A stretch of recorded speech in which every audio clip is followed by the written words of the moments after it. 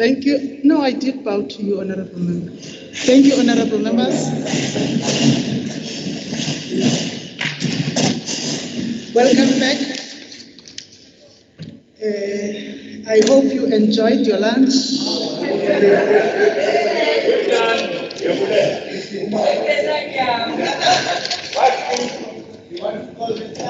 That is the new normal. Let's move on to item 7.4, orders on the orders of the day. I want to note that the WEM members that have, before we start, that have requested to join the joint sitting. Whilst Honorable Kaula had not indicated earlier on, he has since indicated that he is one of the provincial delegates that are going to be part of the joint sitting, joining members like MEC and the Premier. And that must be recorded as such in the official apologies of today. With that said, honorable members, we're now going to receive the report on behalf of the Premier in commemoration for September as the Heritage Month that will be tabled to us by the Honorable MP Nkonyeni, MEC for Public Works and Human Settlements, for 20 minutes. Thank you so much, Honorable Speaker. Let me greet.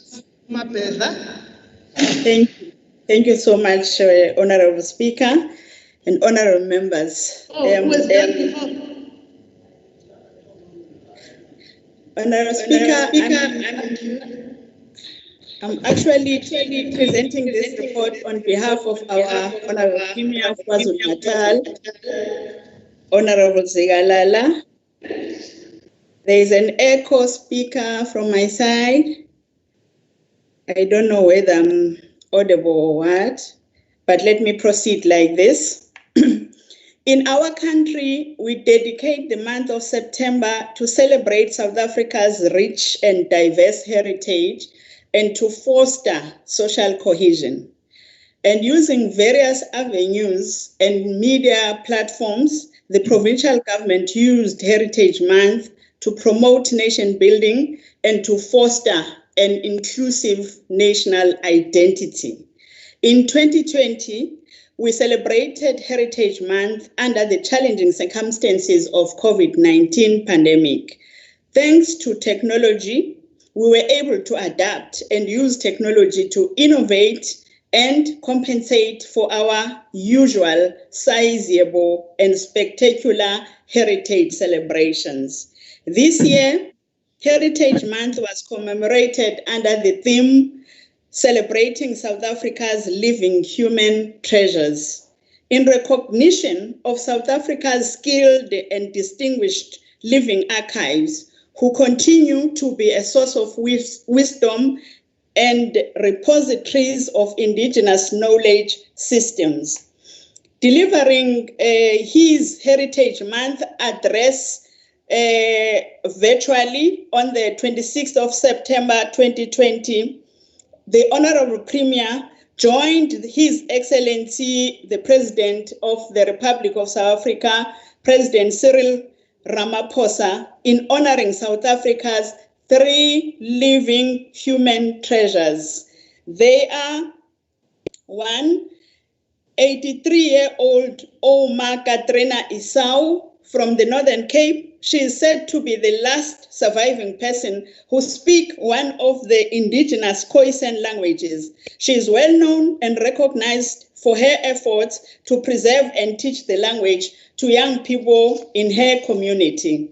Secondly, the 84-year-old Gogo Esther Mahlangu from Mpumalanga, who has put South Africa on the world map for her traditional, beautiful and colorful Ndebele designs and paintings.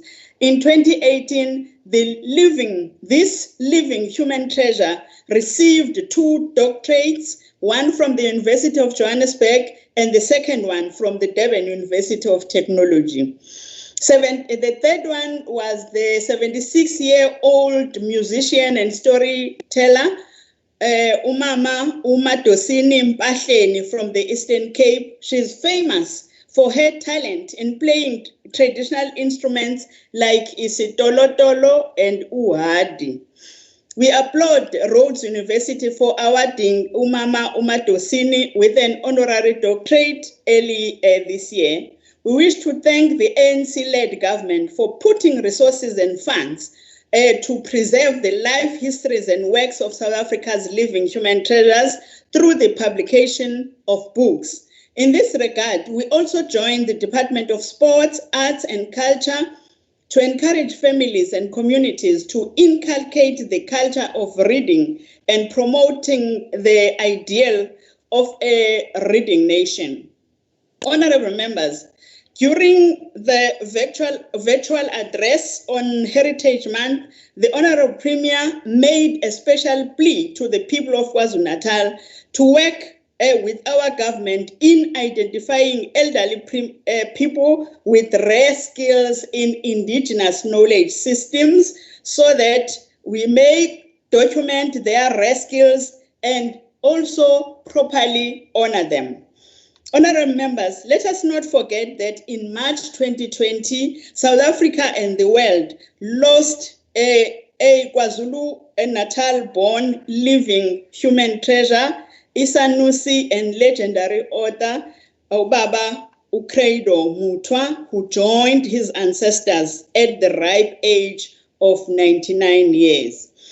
It was Baba Credo Mutwa who spoke against gender-based violence as being a foreign practice in Africa. He showed us the depth of our languages, our proverbs, and revealed the healing powers of indigenous African plants. We honor him for demonstrating to the world indigenous ways of protecting the environment and averting the current threat of climate change. In Baba Credo Mutwa, we had a sage who spoke about the unity between Africans, land, and dignity. Accepting an award from the Global Nature Fund in California in 1999, Baba Mutwa had this to say, and I quote, "Lakes and water control for life forces of every bird, fish, and tiny creature, as well as man.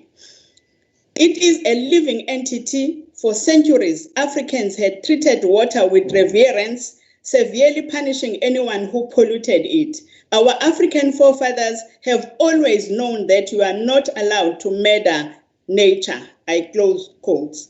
To save water and preserve life, it is precisely this ancient wisdom that we need to impart to our children in our homes, in schools, and in universities, and to fight against toxic masculinity and to win the fight against the gender-based violence and femicide. There is a lot that we can learn from South Africa's living human treasures. Honorable members, on the 24th of September 2020, South Africa's Heritage Day, the provincial government joined His Majesty the King of the Zulus, King Zwelithini Kabheka Zulu, Enyokeni Palace, KwaNongoma, to commemorate Umkhosi weLembe. We pay tribute to Isilo for using this day to call for tolerance and unity of the people of this province. His Majesty was also firm in condemning violence directed at women by men. We also used the day to remind the people of KwaZulu-Natal about King Shaka's non-racial character by showing how he welcomed white people amongst his people. Honorable members, at the beginning of September, His Majesty the King and our province also participated in Umkhosi Womhlanga, the reed dance. It was heartening to see Silo leading from the front and ensuring that this important annual ritual adapted and observed COVID-19 regulations. This was a scaled down event where only about 30 maidens were allowed to participate. Unlike other controversial leaders, we saw our king wearing a face mask, and we witnessed that participants adhered to social distancing. Honorable Speaker, the COVID-19 pandemic did not only take the lives of our loved ones, our friends, and our colleagues. The pandemic also destroyed many livelihoods and disrupted many economic activities. It negatively affected many of those in the heritage, tourism, and creative sectors. Once again, we express heartfelt condolences to families who lost their loved ones, and we express our solidarity to all heritage and cultural workers who lost their means of earning a living because of lockdown restrictions. Delivering her budget vote speech virtually in June 2020, the MEC for Arts, Sports, Culture and Recreation, Honorable Mavimbela, committed an amount of 10 million rands towards the KwaZulu-Natal Arts Relief Initiative. The fund was opened to all sectors, including Amakosi, Amabuto, women's groupings, NGOs, music and theatre groupings. Compatriots, we also applaud the financial support to the KZN film industry that the Department of Economic Development and Environmental Affairs announced on the 13th of September 2020. COVID-19 resulted in closure of cinemas and many of our artists could not work. In response, Etia MEC, the Honorable Dube committed more than 32 million rands for development and production of home-brewed films. In addition, an amount of 1.6 million rands was also set aside to support local film festivals during this current year. Honourable members, we are pleased to report that recently our province was successful in getting at least 2 historic sites declared as protected national heritage sites by the South African Heritage Resource Agency through the National Heritage Resource Agency Act of 1999. In its preamble, the Act states that, I quote, our heritage is unique and, oh no, I do not quote, let me correct myself. It says our heritage is unique and precious and it cannot be renewed. It helps us to define our cultural identity and therefore lies at the heart of our spiritual well-being and has the power to build our nation. It has the potential to affirm our diverse cultures and in so doing shape our national character. And using the Act, SARA, South African Heritage Resource Act, has since declared the Sibudu Cave in KwaDukuza Municipality a national heritage site. Isibudu Cave ke malunga hloniphekile singaphansi kwelembe endaweni yaseNdwedwe. So Isibudu Cave it straddles between KwaDukuza and Ilembe, so says a national heritage site. And in its statement, SARA said the following about the exceptional heritage qualities of the Sibudu Cave. Itige isara amangi iqaphuna.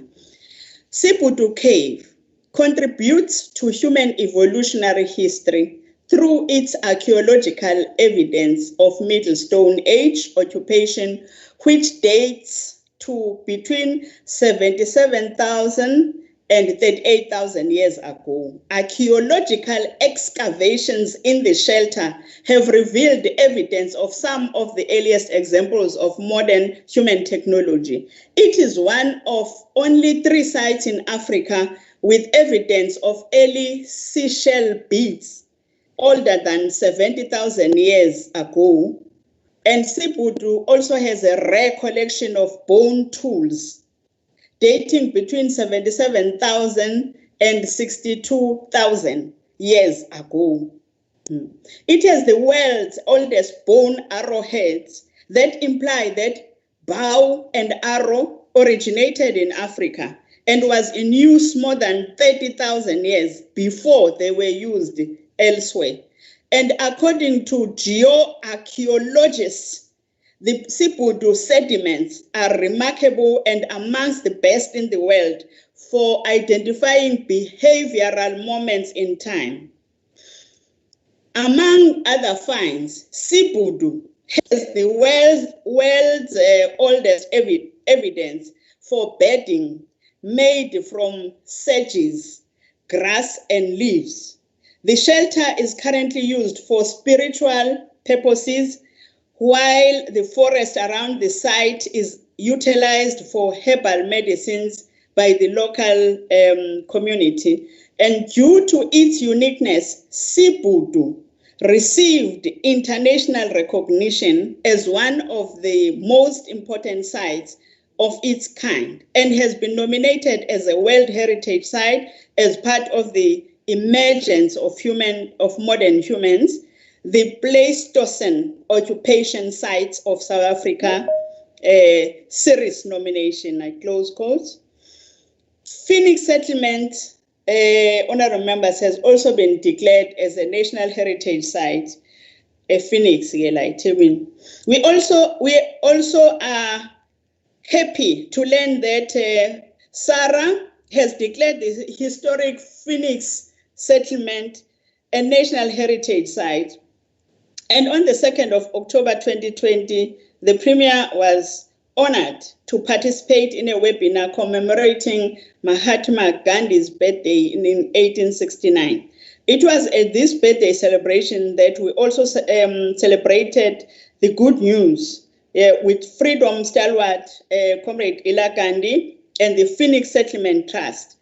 We have also committed that we will provide support to the trust to have the site declared a World Heritage Site, and we indicated that in our view, chances of success for such an application to UNESCO would be enhanced with the telling of both stories of the Phoenix Settlement side by side with the story of Ohlange Institute.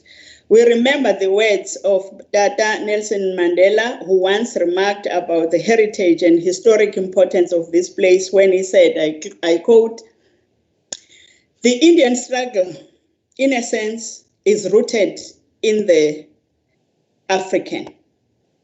M.K. Gandhi and John Langalibalele Dube, the first president of the African National Congress, were neighbors, Enanda, and each influenced the other. And for both men established at about the same time 2 monuments to human development within a stone's throw of each other, the Ohlange Institute and the Phoenix Settlement. Both institutions suffer today the trauma of the violence that has overtaken that region. Hopefully, both will rise again, Phoenix-like, to lead us to undreamed heights. I close quotes. We also recall that at the reopening of the Phoenix Settlement, which was attended by President Thabo Mbeki and Isilo, that His Majesty expressed the hope that this national monument will one day stand out as a beacon of reconciliation and peace.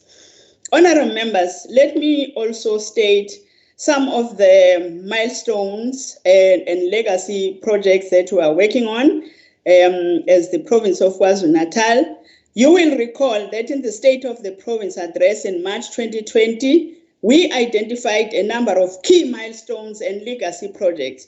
We mentioned that we are in a year where we are celebrating 60 years of popular Ukhozi FM and the 60 years of the founding of Ladysmith Black Mambazo. It is also 65 years since the adoption of the Freedom Charter. We are pleased to know that in 2020, SARA has also finally declared the present-day Walter Sisulu Square of dedication in Kliptown, where the Freedom Charter was adopted, as a protected national heritage site, which is very good indeed. This is also a year where Robert Risha would have turned 100 years old.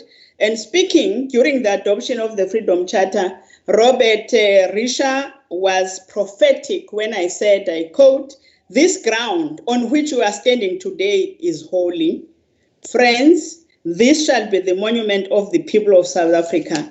And he declared that the Freedom Charter will have greater support than any document that has been drawn. I close quotes. 2020 is a year where uOmrey isithwalandwe utata Raymond Mhlaba would have been 100 years old. It is also the year of the centenary birthday of the Lion of the Midlands, Umtomdala Ubaba Herikwala. As the provincial government, we support the call by the Herikwala Foundation that his gravesite must be declared a national heritage site. We also support the renaming of Edendale Hospital after this revolutionary stalwart of the African National Congress, SACP and SACTU. Honourable members, we also mentioned in the State of the Province address that 2020 marks 160 years since the arrival of our Indian compatriots who were brought as indentured workers on the Natal sugarcane fields by the British. The 16th of November 2020 is important for all the people of our province as it marks the arrival of the first patriots of Indian descent, and we are engaging with stakeholders to plan for this important commemoration, and in due course we will announce our program for celebrating this crucial milestone. Honourable members, all over the world, cultural heritage remains the lifeblood of the multi-billion tourism industry. There are few places in the world that are endowed with natural beauty like we have in KwaZulu-Natal province. We boast many unique historic and natural sites. We need to do more to develop heritage routes to these sites and put them on the itinerary of the tourists who visit our province. As a province, we have not done much to sell to the world our rich and diverse cultures. We call upon our tourism entities and cultural experts and historians to work together in order to harness the potential of cultural tourism in the province of KwaZulu-Natal. KwaZulu-Natal is home to many traditions and cultures. We are the home province of the legendary Zulu Emperor Uno Dumehle Zikamenzi, King Shaka. We are the soil that gave birth to Gandhi's passive resistance movement and the non-racial Congress movement that finally defeated. Honourable MEC, if you want to continue, we will take the time from the time of your response. Should we allow you to continue?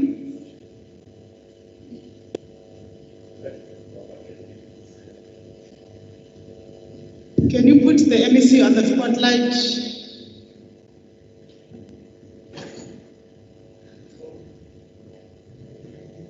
Honourable Speaker, may I please proceed? We will take your time from the response time. Okay. Thank you. I'm about to finish, Honourable Speaker. We are the land of Adam Kok, of Amahlubi, Abesutu, and Amabata. From our history of conflict with the Afrikaners and the English, today we are forging a new society founded on peace, justice, and human rights. Our heritage is not only located in our past, it continues to be produced today in our rural areas, cities, and townships. It is found in the sounds of rhythm of isicathamiya, Maskandi music, gospel music, kwaito music, gqom, and the new urban beat of upiano. It was Amilcar Cabral who opened that the seeds of an economic revolution are to be found in a cultural revolution. As we reflect on our heritage, let us find all the things that unite us as South Africans and use the power of heritage to forge a common identity that is confident and at peace with itself and the world. Let us embrace our heritage and culture and use it as a catalyst for economic recovery. Let us return to the African philosophy of umuntu ngumuntu ngabantu and begin a revolution that will restore the dignity of all the people of our country. Using the power of heritage and culture, we can create a society which is truly united, non-racial, non-sexist, equal, and prosperous. Amandla, I thank you, Honorable Speaker. Thank you, Honorable MEC. You've got 8 minutes, 30 seconds. Yeah. Now, the first speaker for 9 minutes is Honorable MEC HGS Mavinela.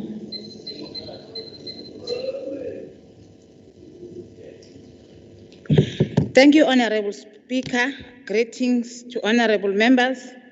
Before I start the debate, I am reminded of how far we have come in building a united nation which embraces diversity. This is a clear indication of the strides that have been made by the ruling party in ensuring that we overcome the divisions of the past and build a country that we see today. Looking back to 26 June 1955, when the Freedom Charter was officially adopted, our forebears who made sacrifices and fought for our freedom laid down their vision of future South Africa where everyone enjoys equal rights. It is not surprising today that the vision envisaged in the People's Document still form a strong foundation upon which our democracy was built.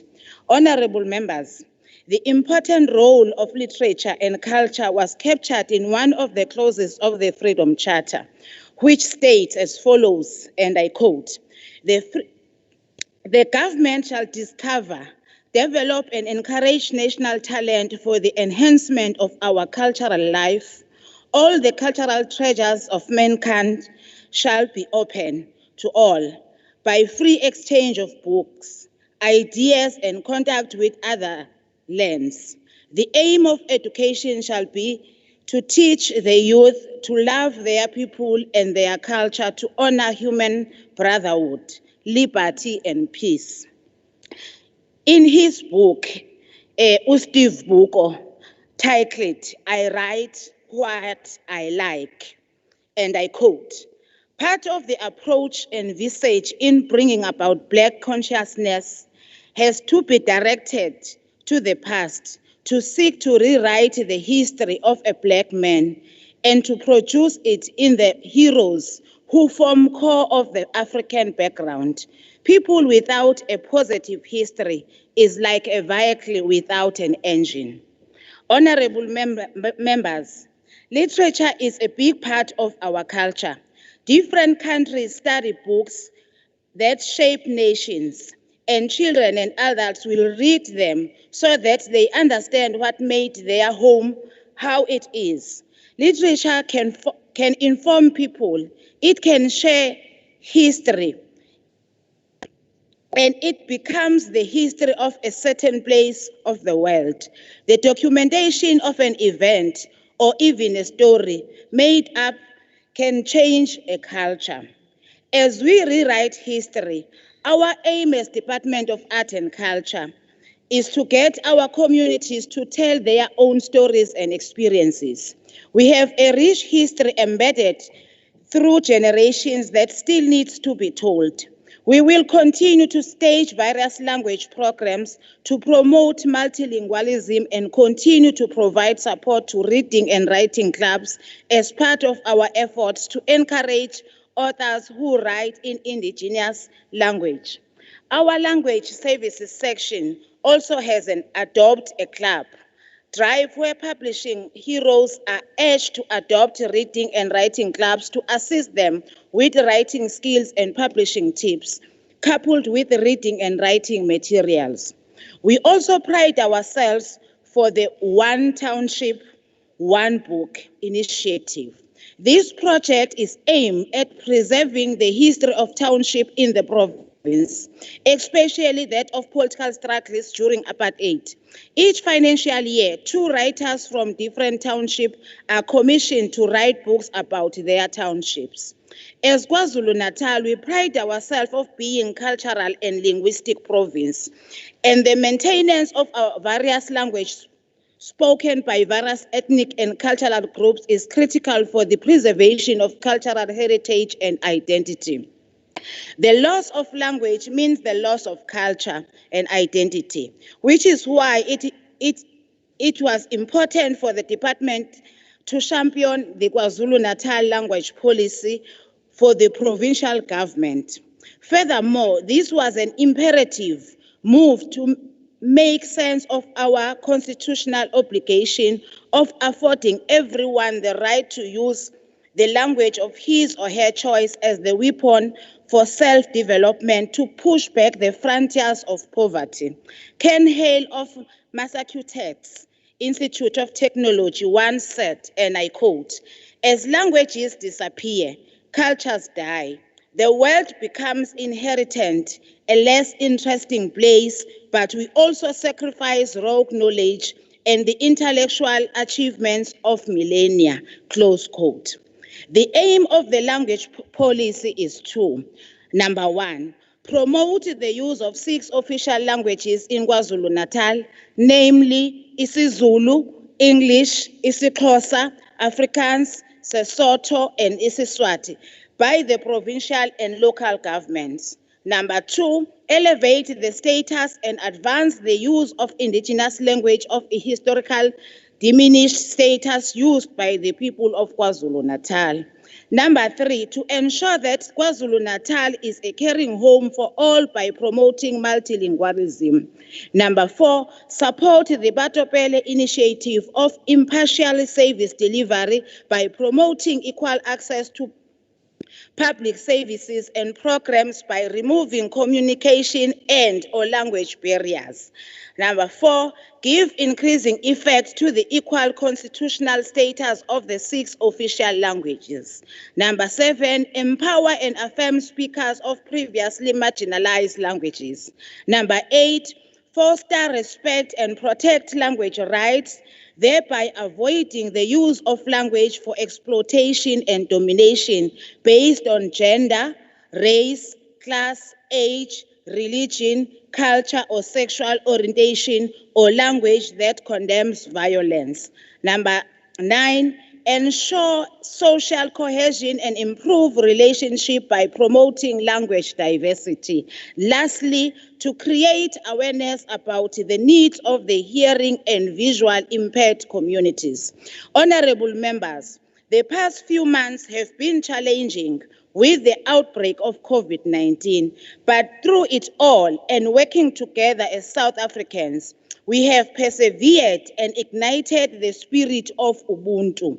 Through this period, while under lockdown, it gave us an opportunity to reflect on several issues, including that of our heritage. It became clear that social cohesion and national building plays an important role in our well-being. Over the years, the role played by the cultural sector has been overlooked. But in recent years, there has been debates which highlight the role culture and heritage play in reviving economies. Culture is an essential component of human development, representing a source of identity, innovation, and creativity for all. Throughout the past decade, statistics, indicators, and data on the cultural sector, as well as operational activities, have underscored that culture can be a powerful driver for development, with community-wide social, economic, and environmental impacts. Of particular relevance is the cultural sector's contribution to the economy and poverty alleviation. Cultural heritage, cultural and creative industries, sustainable cultural tourism, and cultural infrastructure can serve as a strategic tools for revenue generation, particularly in developing in countries like South Africa, often rich in cultural heritage with substantial labor force. As I conclude, honorable members, great strides have been made. The reclaiming and restoration of our heritage cannot be done by government alone. It is collective exercise. Thank you very much, Honorable Speaker. I want to request members that when the time is don't start any topic, just wrap up whatever you were saying, so that I don't have to intervene. The next speaker for 10 minutes is Honorable MP Gwala of the INP.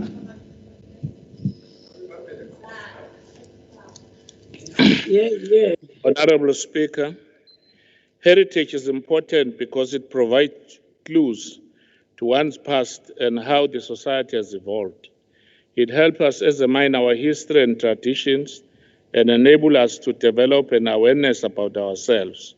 It helps us understand and explain why we are the way we are. It is unfortunate that we are celebrating Heritage Month with a dark cloud hanging over our heads, which is that of gender-based violence. The IFP recognizes the effort made by the government to deal with GBV. However, whilst appreciating this effort, the IFP is of the belief that the enforcement of policies and plans dedicated to fighting the abuse of women and children are crucial in preventing and bringing to justice perpetrators of GBV. Women and children in our society live in constant fear of being attacked, raped, or even killed by their loved ones or serial killers and rapists. We need to make sure that society focuses on all these issues until they no longer exist, which might never happen. That is why the IP echoes the call from different quarters of society that people must use Heritage Month to fight against GBV, as no culture encourages abuse. We need to go back to basics where young men were taught how to be real men.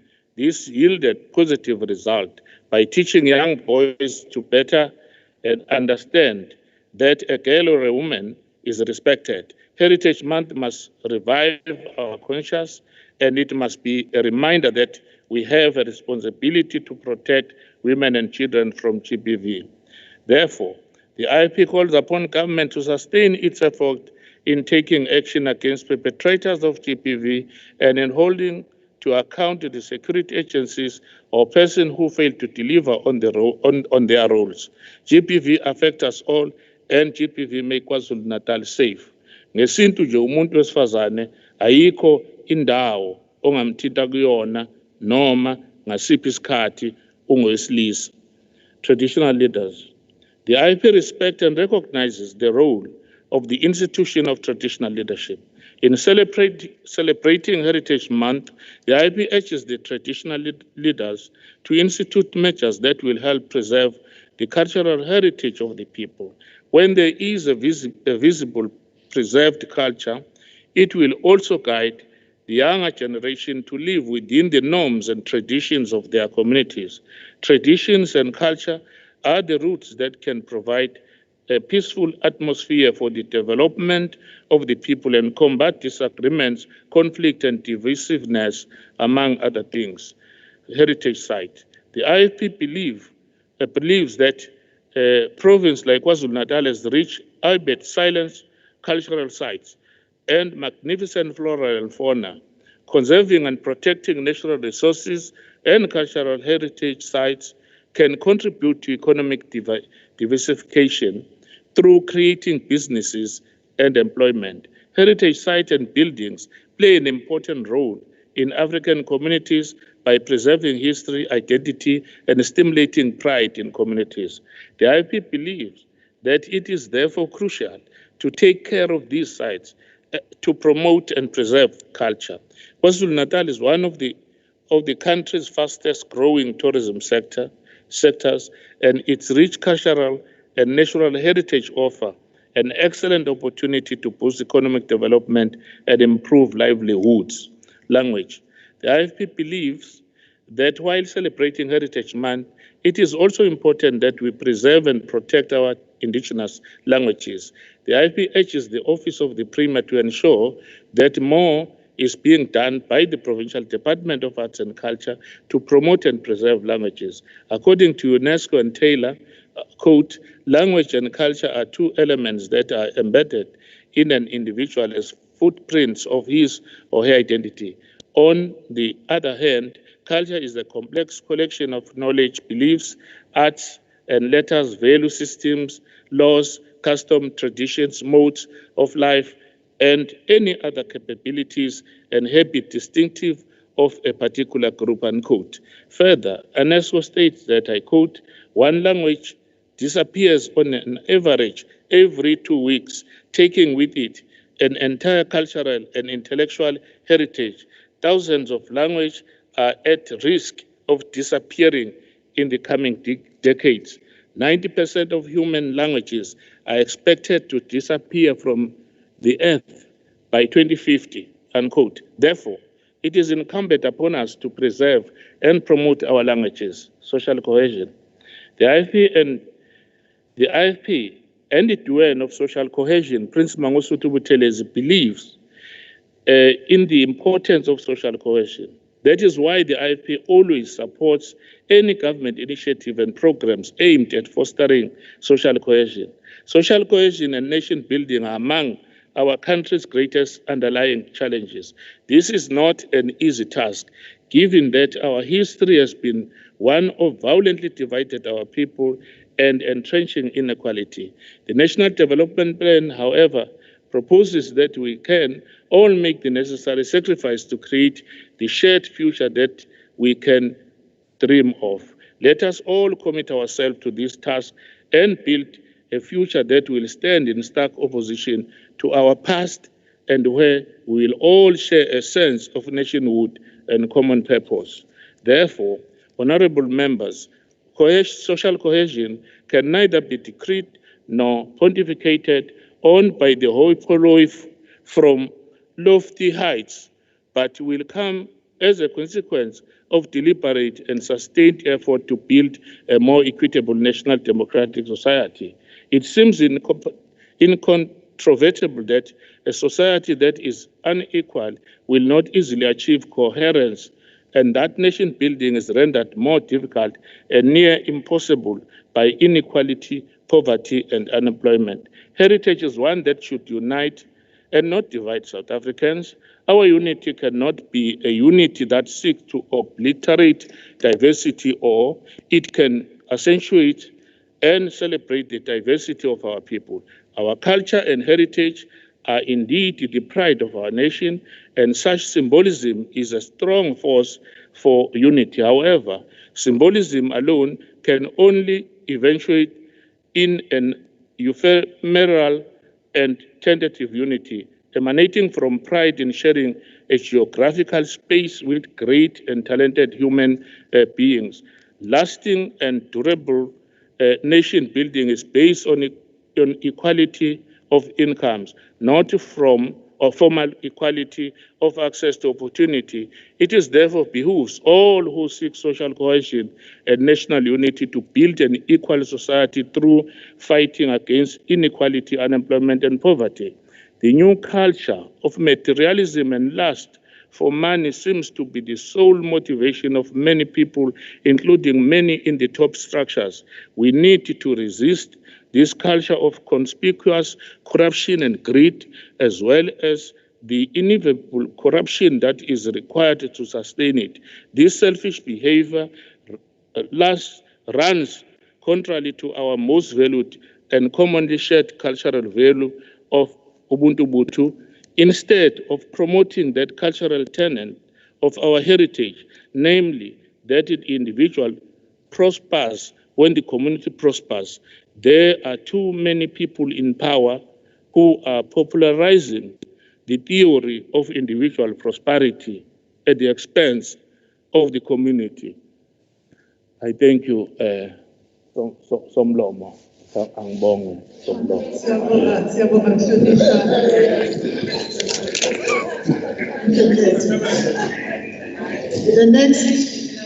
The next speaker for 8 minutes is Honorable CJ Papas of the DA. Connecting. Senator Papas. Can you hear me, Speaker? Yebo siyakuzwa mhlonishwa. Ngiyabonga, ma'am. Madam Speaker, honorable members, heritage can be a deceivingly simple idea. In its simplest definition, heritage can be seen as the valued objects and qualities, such as historic buildings, places, cuisine, attire, and cultural traditions that have been passed down from previous generations. It is about the kaleidoscope of beads that make up the dresses of the maidens at the annual Umkhosi Womhlanga. It is the stories that are told around a campfire of men and women who left the Cape in their osavas to find a new life. Heritage, in its simplest definition, is the display and collection of old things that remind us of where we come from. It is the fragrances of spices and cuisine brought by the indentured laborers. And it is the statues and architecture of civilizations from across the sea. Our heritage is the one of the snow-capped mountains of Okhohlamba and the resilient and majestic rhino of Hluhluwe Umfolozi, and the familiar call of Inkwazi, the fish eagle, in the Isimangaliso Wetland Park. It is the coal buried deep in the earth and the clear, calm blue skies that we experience before the rumble of a midsummer storm. The bustling fresh produce markets, the dedication of Okoko Abadayisa Makwinye from the early hours of the morning, and the shining glass towers of Umhlanga or Umhlanga. It is the intricately decorated rickshaws, the brightly colored buses out of Phoenix, the beat of the drum in Zululand, and the two-tone khaki uniform of the farmers who toil under the unrelenting African sun.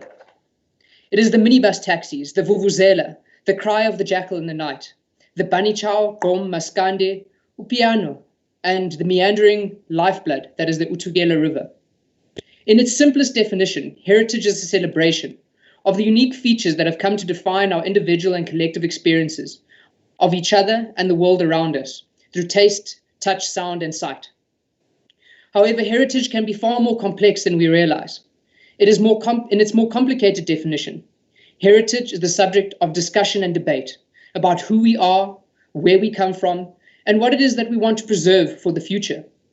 It is about who owns the past and which version of the past is told. It is about who gets a voice and who does not. It is a discussion and a debate about who came first and where our collective history starts. It can also be a personal experience or interpretation from the perspective of the individual, while at the same time, heritage can be wholly public, a collective movement, or the will of the people. Heritage also works in two directions. It is not only about looking backwards, but also about looking forwards. It is knowing that what we do today will be the heritage that future generations inherit. These generations who will look back to see, to ask, what came of the discussions and debates that we have today? And more importantly, what burden will we make them carry? Do we want future generations to look back and be burdened like we have been burdened from where we come from? Or do we want them to look back and be liberated from the things that are holding us back as a country and as a province?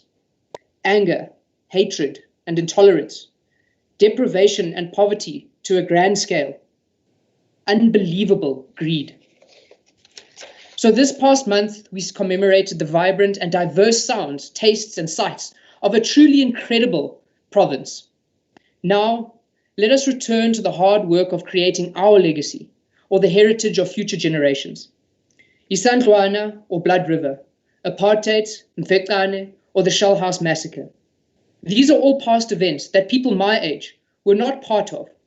We were born before or too young to remember. Yet we have heard of them or know a little about them, some more than others. And despite our varying levels of knowledge and despite how we see the biases in our recollection and interpretation, most of us know that these events have some impact on our lives and in some cases have caused pain, inequality, and suffering. Let us learn from the pain of what was experienced by all the generations and ensure that what we choose to preserve for the future is better than what we have now. South Africa and KwaZulu-Natal, like many other countries, has a history, a heritage of conquest and violent confrontation, a nation and a province built through continuous fracturing and forging, conflict and resolution, war and peace, access and deprivation, difference and common cause. Our existence, our heritage, has been shaped by contrasting and contradicting narratives, by bloodshed, and by reconciliation. At times we have been the disgrace of the world, but also a beacon of hope. We have fallen to rock bottom, but stood up to tell the world that we have a story where diverse people unite. We told the world that we would define a common heritage of renewal, compromise, and courage, where we, the people of South Africa, recognize our injustices. We honor those who have suffered for the freedom of our land, and we respect those who have worked to build and develop our country. We believe that South Africa truly belongs to all who live in it, united in our diversity. We even adopted a constitution, the supreme law of the Republic, to heal our divisions and the past of our society. We said that we would establish a society based on democratic values, social justice, and fundamental human rights. We would lay the foundation of a democratic and open society in which government is based on the will of the people and where every citizen is equally protected by the law.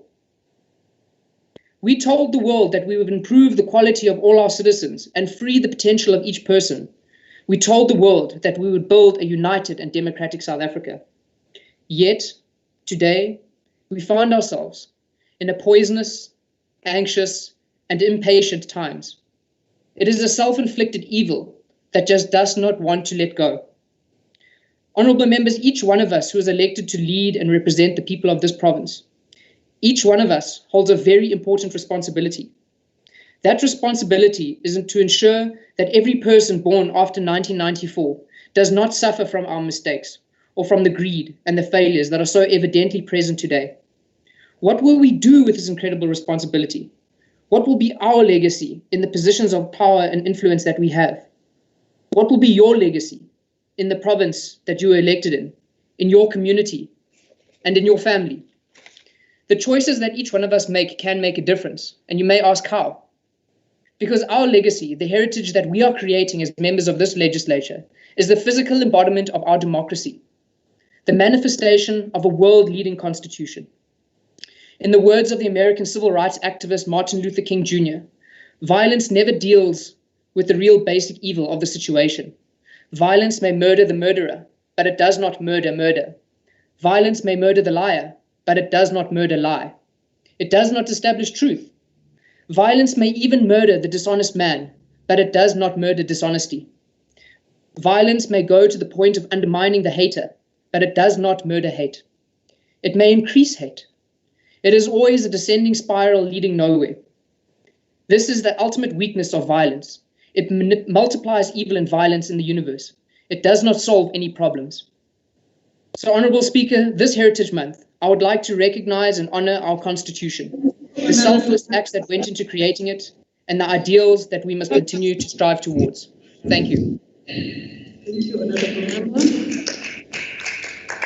The next speaker for 6 minutes is Honorable A.B. Khoza of the FF. He has apologized. We will go to the next speaker for 9 minutes, Honorable N.N. Sibila Sapeta of the ANC.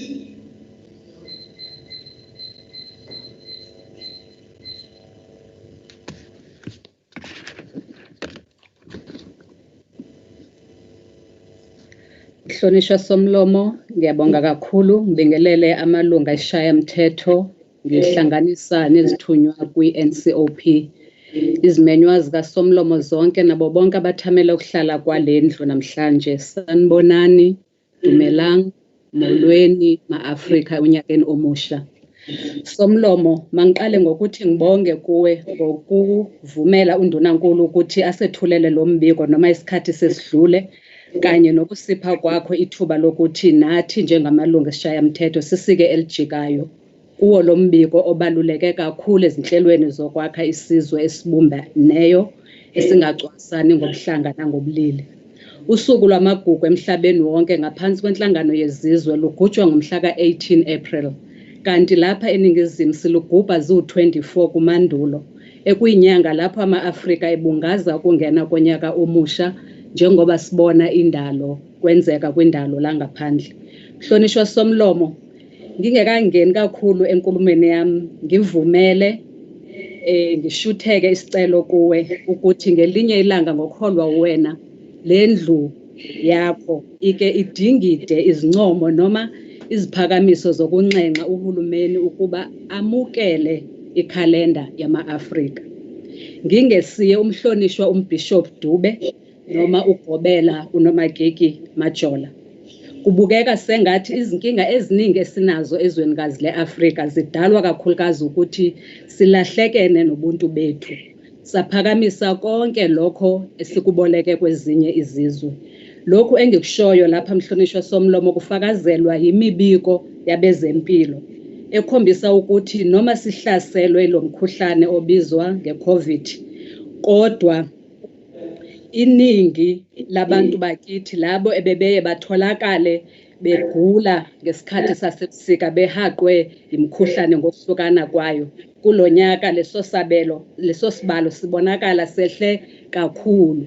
Baqhuba bathi ke enye izimbangela zokuthi kube njalo ukuthi abantu bakithi bathe ngokusaba ukhuvethe lolu babuyela kwizimfundiso ababezithole konina khulu.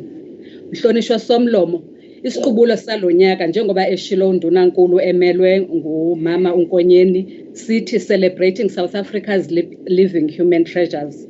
Lesi siqubulo sibiza noma sigqugquzela bonke abemi kweli ukuthi ake zibuye emasisweni sizigqaje siphinde siphakamise noma sibungaze ukubaluleka kwezinkonde nezinkondekazi zethu, izanusi, abalaphi bomdabu nabo bonke labo abakumkhakha wokugcinwa nokuthuthukisa kolwazi lwemvelo. Umongameli wezwe enkulumeni yakhe yesizwe zingu-24 kuMandulo wabeka kanje ngokubaluleka kokuhlonipha amagugu ethu awuluntu. Wathi, kungenxa yabo ukuthi namhlanje sikwazi ukugubha noma ukubungaza lapho sisuka khona, close quote. Kanti yena uMarcus Garvey wathi abantu abangenawo umlando, imvelaphi nesiko bafana nesihlahla esingenazimpande. Somlomo, ngime phambi kwakho namhlanje ngibuhlungu ngoba isifundazwe sakithi silahlekelwe kakhulu zingqalabutho kulomkhakha nakwimikhashana eminingana. Ngingabala kubo ubaba uJoseph Shabalala wemambazo amnyama, isanusi njengoba eshilo umama Nkonyeni, uVusamazulu Muthwa owazalwa kuso lesi sifundazwe, engaba nenhlanhla yokuthi esaphila ngakwazi ukuthi ngicobelele ulwazi oluthile kuyena. Siphinde futhi salahlekelwa lapha ngubaba uPhelelani Mnomiya owaziwa kakhulu njengecomposer yomculo wamakhwaya ezweni lonke nangaphandle kwase-South Africa. Silahlekelwe kakhulu ngumculi uSteve Fatah, salahlekelwa nguPeter Engblom, uformer director wethu walapha eDurban Art Gallery, ubaba uWelcome Somi, kanye ne-archivist umnumzana uNkosenye Ngidi. Lokhu-ke Somlomo kukhombisa ngokusobala ukuthi labo abasaphila kubalulekile ukuthi sibaphathe okwezikhali zamantungo. Mhlonishwa Somlomo, njengesizwe asibhekene nje kuphela nomthelela wobhubhane lwe-corona kumnotho wesizwe, kodwa sibhekene nanesihlava esibi sokuhlukunyezwa nokubulawa kwabesifazane kanye nezingane zamantombazane, ekuyinto eyichilo elikhulu kwisizwe esimnyama. Umlando uyasitshela ukuthi kwakuthi ngaphambilini noma kusempini uma insizwa iphelelwa ngamandla, uma ike yabalekela kunina ayibe sathintwa ngoba indlu emnyama iyamhlonipha umuntu wesifazane njengenzala abantu. Siyakholelwa ke kakhulu singikhongolo Somlomo ukuthi nakuba lolu daba lubukeka lunzima, isiko lingadlala indima enkulu yokuvimbela lolu dlame. Uhulumeni kuzodingeka ukuba asungule noma aqinise izinhlelo zezamasiko ezikhona esifundazweni. Izinhlelo ezifana nokucobelelana ngamasiko, izinhlelo ezihlanganisa izizukulwane, amasiko namaciko ehlukene, kanye nezinhlelo zocwaningo okuhloswe ngazo ukuhlonza nokuqeda inhlese yazo zonke izihlava ezikhungethe imiphakathi. Ngibala nalo udlame lolo bhekiswe kubantu besifazane. Somlomo kusukela ekufikeni kokuqala kwabamhlophe eNingizimu Afrika kanye nohulumeni abalandela lapho ngaphambi ka-1994. Izwe lakithi lalilokhu likhungethwe ukwahlukana nezingxabano phakathi kwabomdabu kanye nabokufika okuyibona baba ngabanikazi bezinqubo zencindezelo nokwakha uhlelo lomnotho wesizwe olubukela phansi ukubaluleka kwesakhiwo somndeni.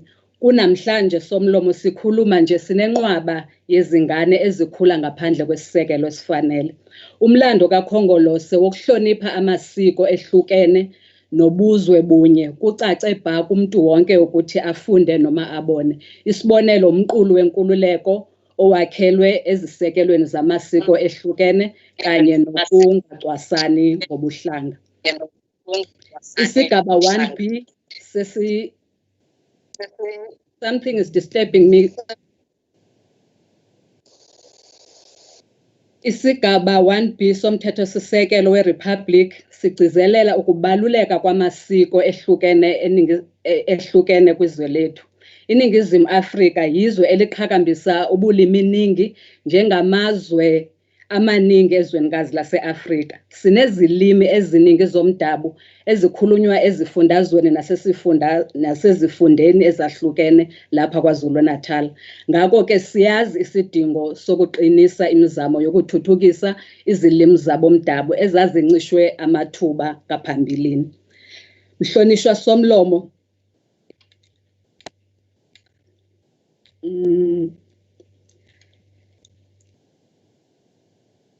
inqubo nombono weNingizimu Afrika eqhakambisa intando yeningi isho ukuthi thina njengezakhamizi sifika nezethu izilimi, izinkolelo kanye nemibono ngomhlaba. Yilesi sizathu esenza ukuba umthethosisekelo unikeze zonke izilimi eziyishumi-nanye ezikhulunywayo ezweni amalungelo alinganayo ukuba semthethweni. Inhloso phakathi kokunye ukuqinisekisa ukuthi zonke izakhamizi zibamba iqhaza ngokulinganayo ezinqumeni ezinomthelela ezimpilweni zabo zansuku zonke kanye nokwenyusa isimo sezilimi zomdabu zifane nalezo ezazithuthukiswa phambilini okuyilwimi lesilungu nelwimi lesibhunu. uKhongolose uyazamkela izinyathelo ezithathwe ngumphathiswa wezamasiko umphathiswa uHlengiwe Mavimbela sokubuyekeza inqubomgomo yezilimi yesifundazwe. Siyakuqaphela futhi ukuthi le nqubomgomo manje seyamkela izilimi eziyisithupha njengezilimi ezisemthethweni zesifundazwe. Le nqubomgomo ekhona seyengeze isiSuthu nesiSwati ebezingekho kwinqubomgomo yezilimi ka-2008. Sinethemba elikhulu lokuthi zonke izikhungo zikahulumeni ezikhona esifundazweni sethu zizoyemukela le nqubomgomo ebuyekeziwe futhi ziqinisekise ukuthi iyaqaliswa ukusebenza ngempumelelo. Siyocela ke Somlomo ukuthi isishayamthetho sithole imbiko njalo yokuthi le nqubomgomo isebenza kanjani kwisifundazwe sethu. Sinxuse futhi umnyango we-Arts and Culture. Honorable Speaker Saphetha, uchaba nexesha Mamdolo. The next speaker for 2 minutes is Honorable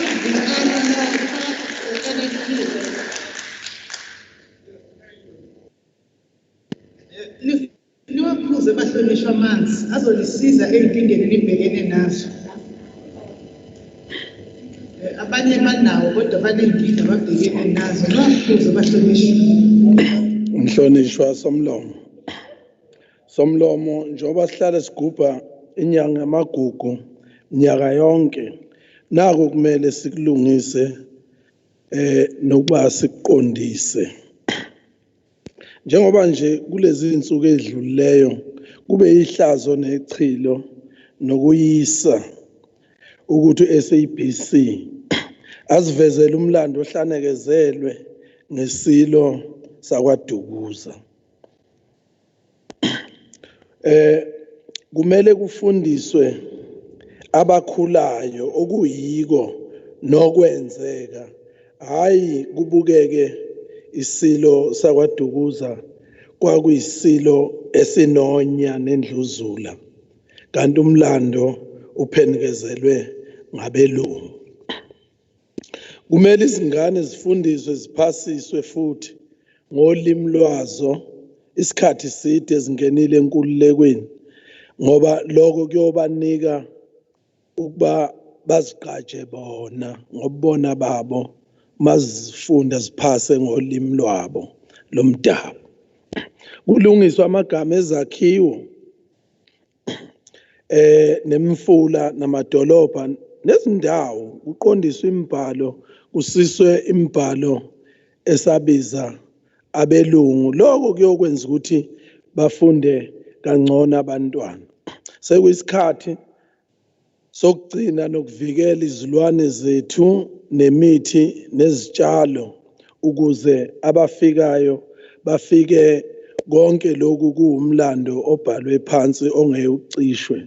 Sicacise indima yezingcina mlando namagugu kanye nodaba lwamakhosi nabelaphi bendabuko ukuze abafikayo bakuthole. Thank you.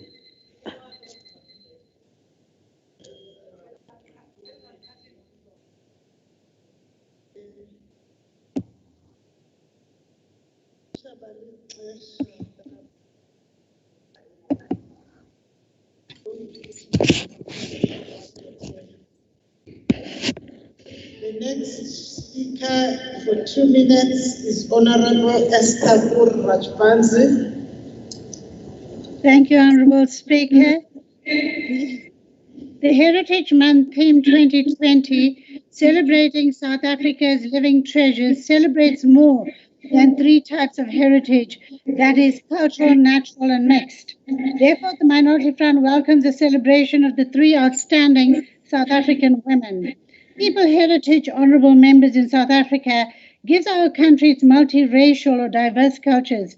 And I believe that the time is right for us to have a more progressive process in government in terms of, certificates or these trophy recognitions for the contribution of our people to the development of South Africa. The current SARA projects are welcomed. However, the halted renaming of existing structures needs further debate, as this is what the MF was told recently by the eThekwini Council. Of course, I think Msunduzi may have a different policy with regard to Edendale, as was reported now, but we still have praise singers, honorable members of our colonial past. There are people who believe that there shouldn't be certain names that should be changed and they should be retained. For example, the Chatsworth Township or the Higginson Highway, and the Minority Front will continue to call for these names to be changed. The MF believes in nation building and social cohesion through people heritage recognition. Our late leader, the Honorable Mr. Rajbansi, contributed immensely to the development of our communities, and we cannot overlook his contribution pre and post democracy. The late Mr. Rajbansi interacted with greats like Robert Resher when he was in the ANC Youth League. As a minister, MEC of Sports and Recreation, he ensured that sports, was used to develop and unite our people and preserve our traditions. For example, KZN excelled in the indigenous games, among so many other of his achievements in government, political, and community work. So, Honorable Premier, in your absentia, due political consideration must be given fairly for our rich heritage to be inclusive for the contribution of progressive politicians across party lines. With these, Mrs. Rajbansi, yes, Speaker. Your time has lapsed, my honorable member. Thank you, Madam Speaker. The next speaker for 2 minutes is Honorable M.E. Phakathi of the ATM. Thank you, Honorable Speaker. Somlomo ngivumele ngisho izwi elilodwa bese ngihlala phansi ungaze ungikhuze. Elami nje lokuthi azibuye emasisweni. Njengoba sigubha le nyanga yamagugu, konke ungamagugu ethu akubuyele kithi. Izingane zethu zizokwazi ukufunda ukuthi ukusenga yini. Ukuze kwenzeke ke lokho Somlomo kuyofanele umhlaba wethu ubuyele kuthina. Ukuze izingane zethu zifunde ukuthi ukulusa yini. Ngithande Somlomo ukuthi ngicele ukuthi njengoba iSouth Africa kweyethu sonke abakhulumayo bakhulume ngamagugu abo, bangakhulumi ngamagugu abanye ngoba sonke phela kuvumelekile ukuthi siveze amagugu ethu. Angingasebenziswa le platform ukuthi kunxenxwe abantu bakithi ukuthi banamathele kwabanye. Siyabonga. The next speaker is, according to the speaker's list, Honorable S.E. Manqele of the ACDP. Honorable S.E. Manqele has just alerted the table staff that he was not aware of this debate. I have seen my Honorable Dube, my Bongwe, I have seen the order paper, in fact, the sitting program since the beginning of last week. It has been including it.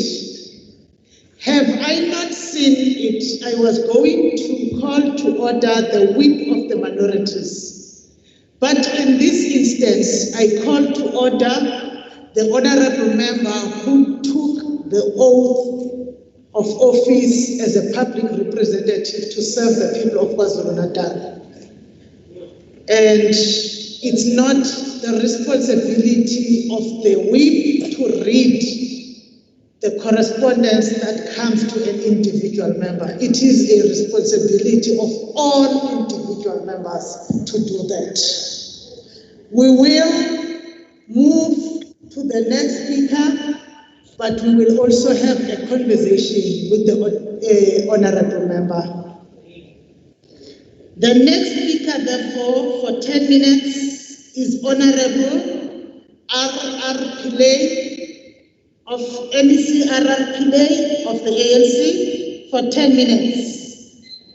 MEC Finance. Thank you, Honourable Speaker, and greetings to the honourable members. It is indeed a privilege to be speaking on behalf of the ANC this very important debate.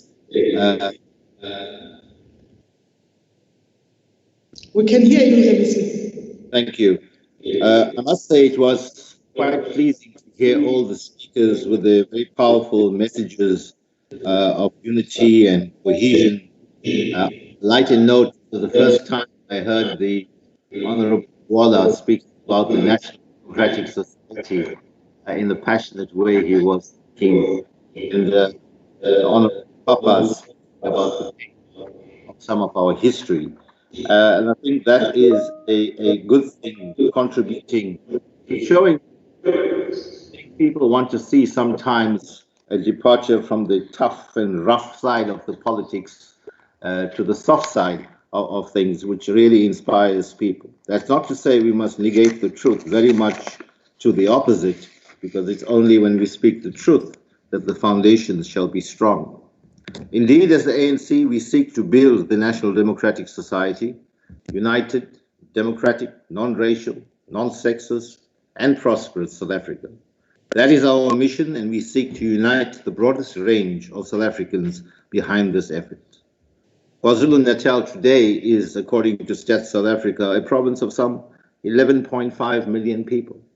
We sometimes forget that and want to speak from a particular narrow trench. And there are many of us, of course, who argue that we are more than that that there are those who are in Gauteng but really have their homes here, whose children school here, and who regard KZN as their home with all the linkages here with us in KZN. So we are indeed a diverse province, with each national group adding a significant rich diversity factor. A rich history indeed, from the cave paintings of the Khoisan, which can be found in KZN. The migration patterns from Central Africa find expression in our province. The role of the legendary King Shaka in uniting diverse clans and tribes is well documented. And as has been said, the battles of Isandlwana are major historical landmarks. So too, the Anglo-Zulu and Anglo-Boer wars are a matter of significant historical importance. Of course, the discovery of gold and diamonds in the then Transvaal was arguably the most significant development of the time because of its demand for cheap labor, giving birth to the migrant labor system that caused severe damage to our historically strong family system. Perhaps the last rebellion of that era, the Bambata Rebellion, and I must choose my words carefully because some would want to call it a rebellion, an uprising, a revolution, whatever the terminology, the immediate cause of which was the poll tax, but undoubtedly part of a greater resistance to colonialism, was significant not only for the scale of the rebellion, the heroism of the resistors, and subsequent imprisonment of many of its leaders, but it's also argued that this was the battle that most tellingly made the point that the colonial powers had mastered the art of divide and rule, that the colonial powers with their superior weapons and logistics would reign supreme as long as the people were divided. Thus far, until then, each geographic area had waged separate battles, whether in KwaZulu-Natal, the Western Cape, the Free State, the Eastern Cape, Lesotho or Limpopo. Of course, in 2010, the Union of South Africa formalized that colonialism of a special type. And it is therefore to the original credit of our movement that the African National Congress was formed primarily to unite the African people under a single banner. And that's where I think that some, not all, one perhaps party misunderstands the nature of our organization when our people call it Umbuto Wesiz, where it gives it a special meaning beyond that of an ordinary political party. I'm not saying that to claim any superiority, but to understand how deeply in the psyche of our people the African National Congress is embedded.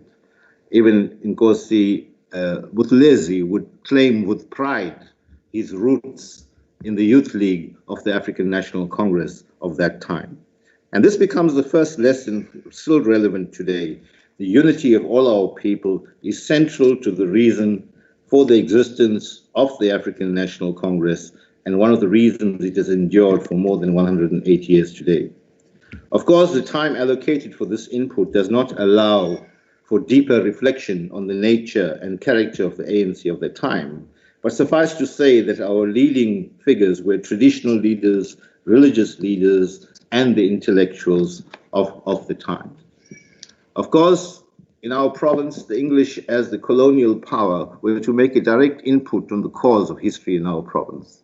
Even at the height of Afrikaner-controlled apartheid, our province had a distinct English character. But the difference was only in form and style. The fundamentals of oppression were the same.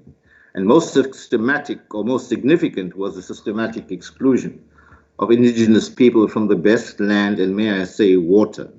Sir Theophilus Shepstone was a ruthless executed this policy, where the best land in the province was reserved for a small minority. The arrival of indentured Indian laborers in 1860 was another significant milestone. Of course, they were followed by a smaller number of the so-called passenger Indians. Indentured labor was a harsh, oppressive system, and struggles grew out of this oppression. So in 1894, the Natalian Congress was formed to lead those particular struggles. And the NIC led the passive resistance campaign and later joined hands with the ANC in the Defiance campaign, leading ultimately to the adoption of the Freedom Charter. And this leads us to the question of identity and how the Freedom Charter has helped us to affirm our own identity. Most will say today, and quite correctly, that we are South Africans first before we are anything else. But we also have multiple identities. I can say for me personally, yes, I'm a human being. I'm a citizen of the world. I'm then an African. I'm a South African. I'm a KwaZulu-Natalian. I'm a South African of Indian origin. I'm of a Hindu broad category, and I'm also a Tamilian. And we must be proud of these multiple identities, but understand where it falls in the hierarchy of things. Let me also pay tribute to the South African Communist Party, which was actually the first truly non-racial political organization of the time. And the SACP deserves our historical gratitude for this legacy of non-racialism, and indeed their class analysis and their overall analytical skills over decades. But the SACP too was clear about theory and practice and produced the most advanced cadres in mass work, the underground, the unions, and the armed struggle. I want to also pay tribute to the organized labor movement from the days of SACTU to later on COSATU and the subsequent unions. The formation of COSATU in Durban in 1985 was a direct and physical presence that challenged the apartheid system of the time. Of course, COSATU was part of the Congress-led MDM, and COSATU and its affiliates grew in strength because of a combination of organizational work, taking democratic practices and worker control to levels never seen before. COSATU was a leading site of political thought, theory, and practice. It's perhaps appropriate to recall that Joe Slovo said, and I quote, "It has been demonstrated that no system, not even the most inhuman, can continue to exist without an ideology." And we ask, what is the ideology that binds us today? And I think many speakers have correctly spoken to it. I would, of course, trace it back to the founding document of the Freedom Charter, and that has found expression in our Constitution and to the National Development Plan, which we're all trying to implement today. But of course, under that overarching ideological framework, everything is still in motion. We contest our ideas, we contest the implementation. The NDP says, and as part of, says, and I quote, it asks, who are we? We are Africans. We are an African country. We are part of our multinational region. We are an essential part of our continent. Being Africans, we are acutely aware of the wider world, deeply implicated in our past and present. That wider world carries some of our inheritance. We have learned a great deal from our complex past, adding continuously to our experience of being African. Thank you, MEC. Is my time up? Yes, MEC. Thank you. Thank you. Now it's time for the Honorable MEC and Konyeni to respond to the debate. MEC Konyeni. Thank you very much, Honorable Speaker. And let me appreciate all members of the Provincial Legislature who have participated in this most important debate. Indeed, I will start off by appreciating Honorable Mavimbela, the MEC for the Department of Sports and Recreation, Arts and Culture, for her contribution towards this debate. She actually indicated what is reflected in the Freedom Charter with regards to what we are celebrating today, the Heritage Month. And I so wish, Honorable Mavimbela, that each and every school-going learner would be exposed to what is contained in that very important document, which is called the Freedom Charter. And again, you also reflected on the book that was authored by Steve Biko which is titled, I Write What I Like. I hope and believe, Honorable Mafimbela, that in all public libraries that the department is establishing across the province, that book, that very important book, is available for our people to read and for our children to also go through. You also indicated that the department has accommodated other languages as we are in a process of promoting multilingualism in the province of KwaZulu-Natal. That is highly appreciated because it is true that there are many languages that are spoken here in the province of KwaZulu-Natal. Sizobuka ke ukuthi kwi-promotion yalawo ma-languages yini eyenzakalayo nokuthi yona i-department yenze njani. And of course, it is quite exciting that the program of initiating that initiative, which is referred to as One Township, One Book, has been initiated by your department. We will have to encourage our writers to write about their townships. I can imagine what will come out of Gamalake Township, whereby people were removed from areas like Evungu, Emagate, kwezinye indawo nje as along the ocean bayobekwa lapha emadwaleni ematsheni eGamalakhe emagogogweni.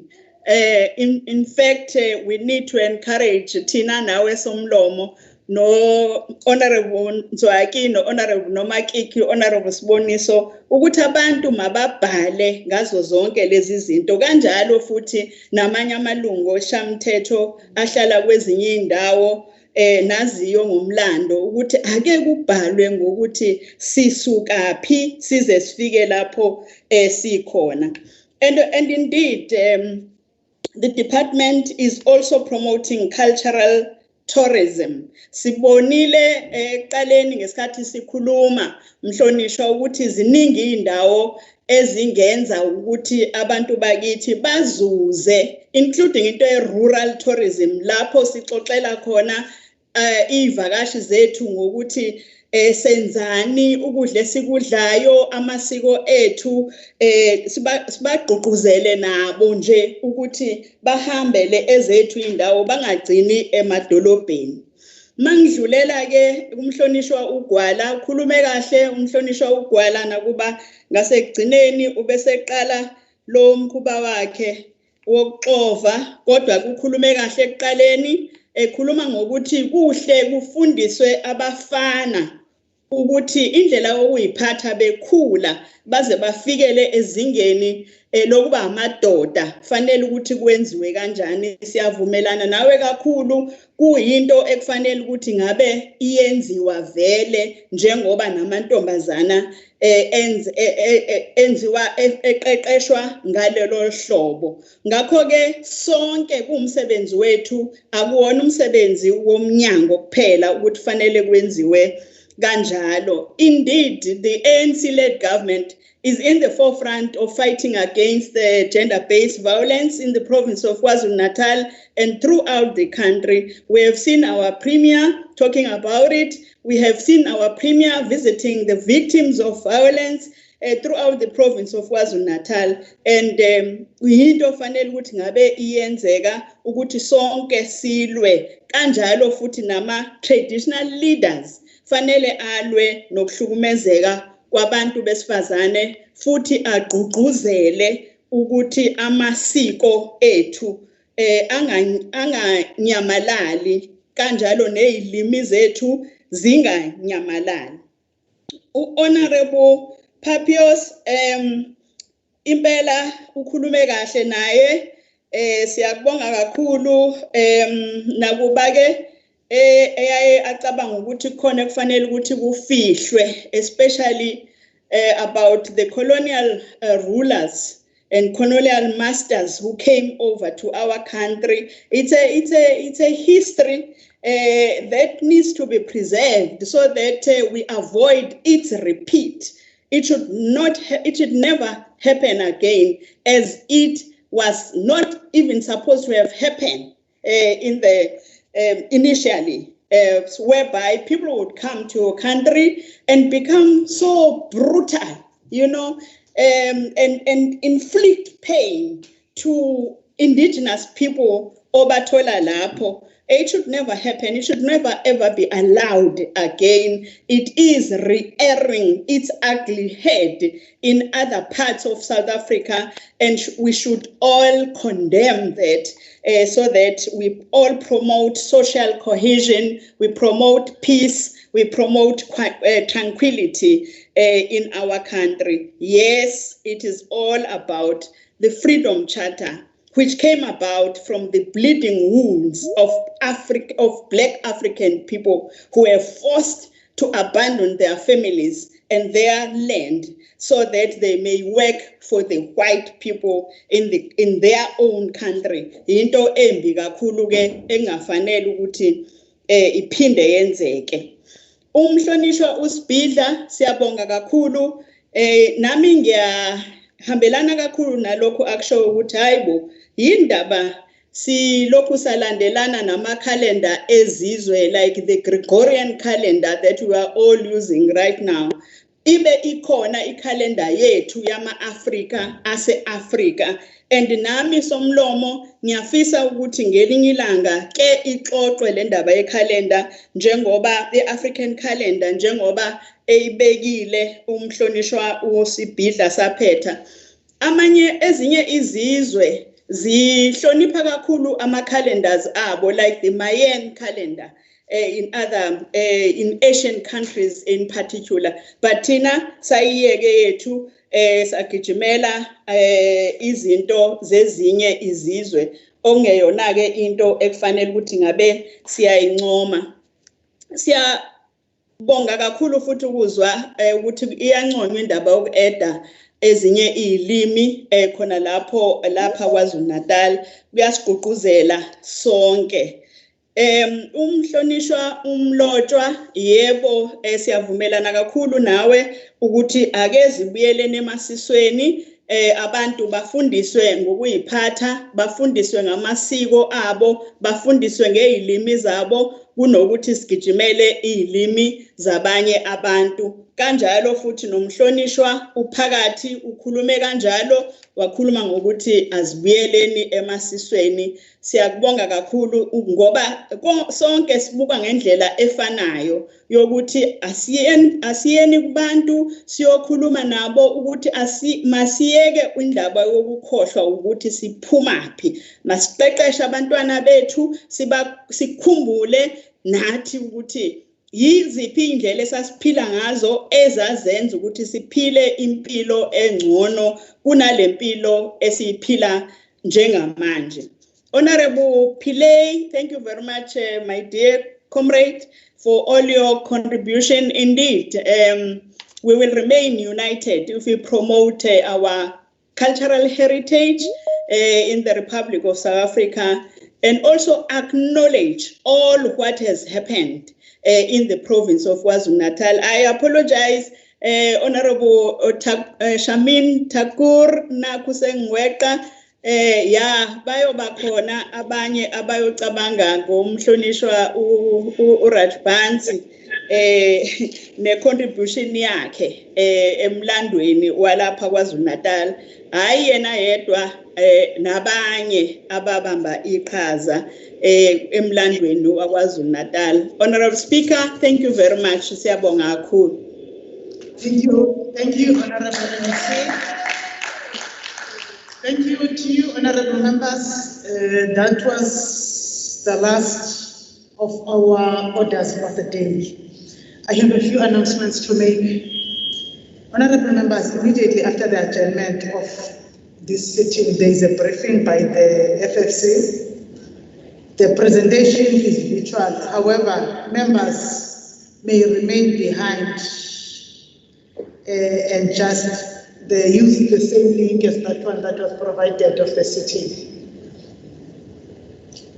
The chair for today's sitting, for the briefing will be Honorable Governor. The presentation will be sent to honorable members electronically. So we are free to use the venue, honorable members, just connect so that we don't get into conflict with the law, as we will be linking and then driving. Honorable members, the legislature issued banners for members. Those banners are to be used when you are linking on a virtual platform. You are not going to come to the house. We noticed that today the majority of our speakers were not using the background of the legislature. Wherever you are, it remains a fact that you are in the legislature. There is an alternative that you use the physical background of the legislature or you use the electronic version. This is applicable to both ordinary members and to members of the executive, so that we don't run into problems with the type of background that you are using. We all must use the background of the KwaZulu-Natal legislature. I am just pleading with the whips of parties to ensure that the members of your party that are on the speakers list, you at least ensure that they remember the background to be sorted. Those that have not yet received the banners, if it so happens that there are members who have not received the physical banners, the office of the Chief Whip of the Legislature must be contacted so that it sorts that. Our understanding is that everybody by now should have received the banner of the Legislature.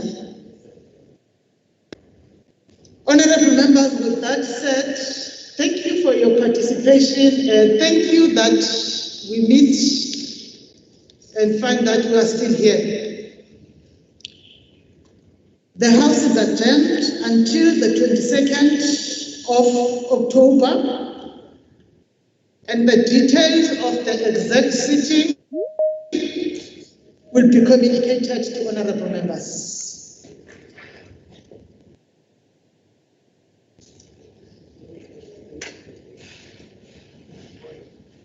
Order, Madam Speaker.